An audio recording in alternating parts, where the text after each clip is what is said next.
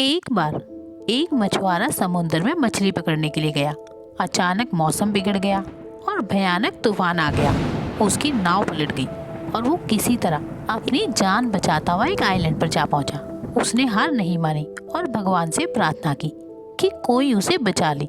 वो हर दिन समुद्र की ओर देखता कि शायद कोई जहाज उसे दिख जाए, लेकिन कोई नहीं आया। अब हार कर उसने अपने रहने के लिए घास फूस की एक छोटी सी झोपड़ी बनाई ताकि वो धूप और बारिश से बच सके। अब एक शाम जब वो खाना खोजने जंगल गया तो वापस लौटकर देखा कि उसकी झोपड़ी में भी आग लग गई थी। उसका सारा सामान और रहने का ठिकाना जलकर राख हो गया था।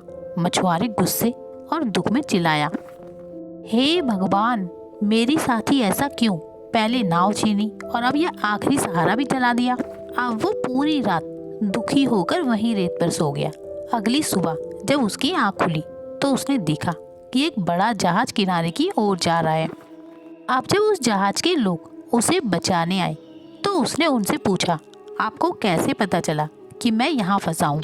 अब कप्तान ने जवाब दिया, कल रात हमने यहाँ से धुएं का गुब्बार उठता देखा था।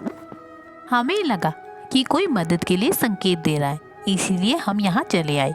मछुआरा फूट फूट कर रोने लगा और समझ गया कि जिसे वो अपनी बर्बादी समझ रहा था वो दरअसल भगवान का उसे बचाने का चमत्कार था। जब हमारे साथ कुछ बुरा होता है तो हमें लगता है कि ईश्वर हमें भूल गए हैं, लेकिन याद रखिए कभी कभी वो हमारी झोपड़ी इसलिए भी जला देते हैं ताकि उस आग के धुएं को देखकर हमारी मदद के लिए कोई आ सके।